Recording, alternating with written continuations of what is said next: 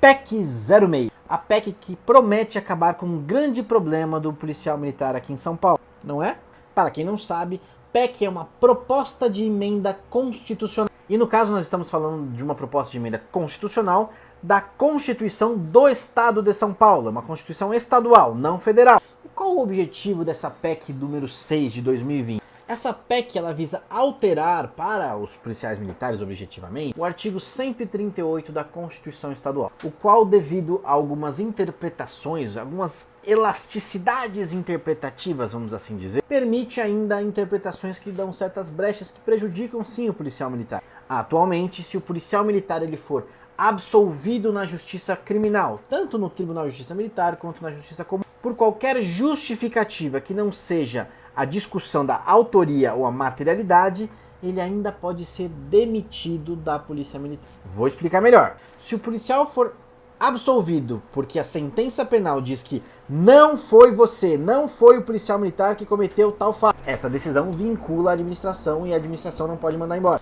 Se a absolvição se der pelo fato de que este fato não ocorreu, não existiu tal situação, essa decisão penal também vincula a administração e não pode mandar o policial embora. Mas, todavia, contudo, porém, se ele for absolvido por insuficiência de provas, ou seja, não há provas suficientes para uma condenação penal, e isso acontece muito, principalmente na justiça militar, nós nos deparamos com várias situações do tipo: o policial ele é absolvido na seara criminal, ou seja, não vai ser preso, mas na parte administrativa, muitas vezes ele é demitido ou até expulso. Mas por que, doutor? Como assim? Isso acontece por um princípio doutrinário e legal da independência das esferas. Sempre que algum ilícito for cometido, o policial militar, no nosso exemplo, responde em 3 esferas: na esfera penal, na esfera administrativa e na esfera civil. Ou seja, matou alguém, foi acusado de matar alguém, ele vai responder criminalmente para ver se vai ficar preso, vai pegar um Ramon Gomes, vai responder administrativamente para ver se tem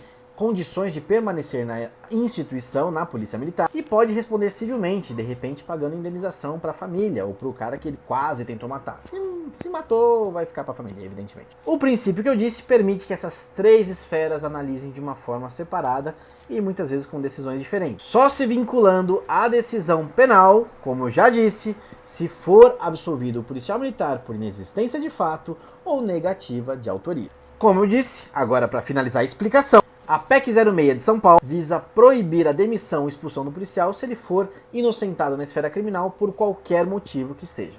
Entendeu? Começando a nossa análise, agora focando no direito administrativo e no direito penal. Possível não importa muito para essa explicação. Para uma condenação penal no nosso ordenamento jurídico, nós precisamos de uma gama probatória muito maior do que num campo administrativo. Por essa razão, dadas as devidas proporções do exemplo que eu vou dar, necessita-se de muito mais provas para você condenar alguém por um crime, por um roubo, por um homicídio, por um estupro, do que para fazer alguém pagar uma multa de trânsito por não utilizar cinto. Conseguiu entender o exemplo? As esferas são independentes. E, portanto, se um policial, de repente, ele é acusado de homicídio, responde um homicídio, e na instrução criminal se descobre que não, ele não teve participação no homicídio, ele não matou aquela pessoa, ele não merece ir para cadeia por homicídio. Na esfera administrativa, de repente, você pode vislumbrar com toda a apuração que o policial, apesar de não ter matado ninguém, trabalhou de forma indevida, deixou de tomar alguma cautela devida de acordo com a norma, com o regulamento, e esta omissão, esta infração culposa, de repente levou à morte de uma pessoa. Aí, administrativamente, de repente, o policial pode ser mandado embora. Isso pode ser injusto, muitas vezes, com certeza, às vezes não tão injusto assim como imaginamos. Afinal, são 2 bens jurídicos totalmente diferentes que estão em jogo. Um é a liberdade do policial de ficar 30 anos na cadeia, encarcerado.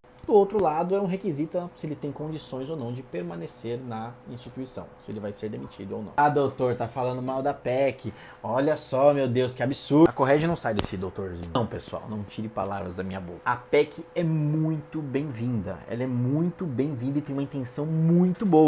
Mas esse tiro ele pode sair pela culatra. Uma forma que até agora ninguém está considerando, que está esquecendo. Estão esquecendo o fator humano, ainda mais o fator desumano dentro da polícia militar. E eu explico o porquê. Antes de continuar a explicação, eu deixo bem claro que é uma análise técnica, englobando outros campos, não apenas o jurídico, mas também o social, da cultura da polícia.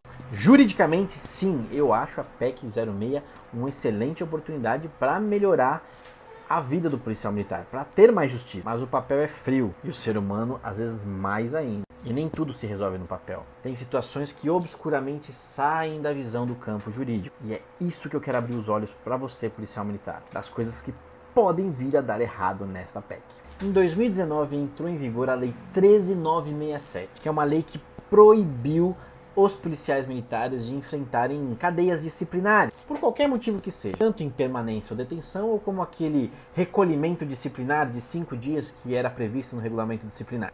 Proibiu-se prisões administrativas disciplinares na Polícia Militar do Estado de São Paulo e em todo o Brasil, na verdade. Policiais foram às ruas comemorar, não podemos mais ficar presos, viva a liberdade, fraternidade, dignidade. Brincadeira, os policiais não foram à rua, mas comemoraram. Comemoraram muito, aliás. O tenente falava, eu vou te comunicar, tá, Steve? E o Mike falava, sim, senhor tenente. Mas pensava, comunica, seu trouxa, eu não posso mais ficar preso mesmo. É a realidade. E aí começou a aparecer um problema. Quando a infração era leve, tudo bem, podia se dar advertência ou repreensão. Quando era muito grave, já se instaurava processo regular com a intenção de demitir ou expulsar o policial militar. Mas quando era uma infração média ou de pouca gravidade, tivemos sim muitos casos que congelou-se o procedimento disciplinar, ficando esperando a administração o Messias, o código de ética que nunca veio. Mas também houve um aumento enorme no número de processos regulares abertos. Resumidamente, quando se tinha dúvida se ia ou não instaurar alguma coisa, já sabendo que o policial não iria ficar preso, muitos comandantes optaram pela abertura de processo regular.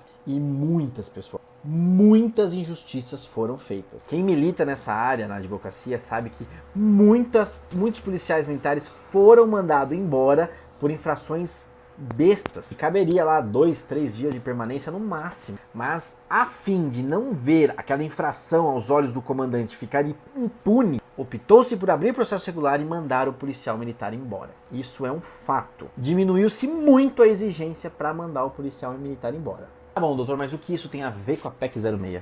O meu medo é, com a possível aprovação e entrada em vigor da PEC 06, o TJM vai saber. Os juízes militares conversam entre si. Antes de cada julgamento, há uma conversa entre o juiz togado e os juízes militares. Todo mundo sabe disso. Há uma discussão do caso específico. É aquele fator humano que não está no papel. Em se tendo a certeza de que uma absolvição, por qualquer motivo que seja, vai permitir que o policial militar permaneça na instituição, o meu medo é a barra de necessidade probatória na cabeça dos juízes diminua muito. Como assim, doutor? Direito é uma matéria de humanas, não é uma matéria de exatas. Quem trabalha ou já trabalhou em SJD sabe. Há casos que você, como avaliador, pode justificar ou condenar. Você pode levar o procedimento para os dois caminhos, basta que você saiba fundamentar. E numa dessas eu prevejo um aumento enorme da porcentagem de condenações no Tribunal de Justiça Militar, se isso for aceito. O policial muitas vezes acha que está ganhando, mas obscuramente ele pode estar perdendo. E o pior, nós nunca teremos certeza.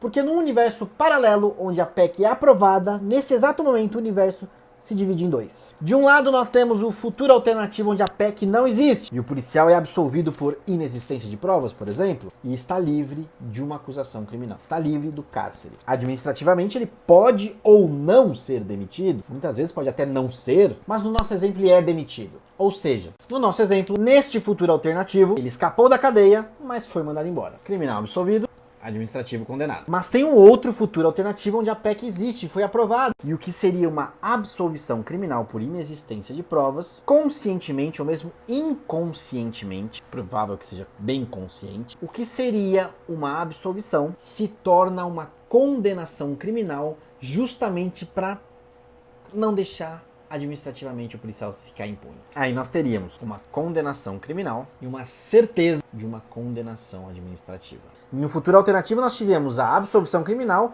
e a probabilidade de ser condenado administrativamente. No outro, com a PEC, nós podemos ter, eu friso, um aumento no número de condenações criminais e, consequentemente, a certeza da condenação administrativa. A PEC é boa, a intenção é boa. Se for estritamente como está no papel, sim, eu aprovo, mas eu duvido que seja desta forma totalmente. E esta é a minha crítica sobre a PEC.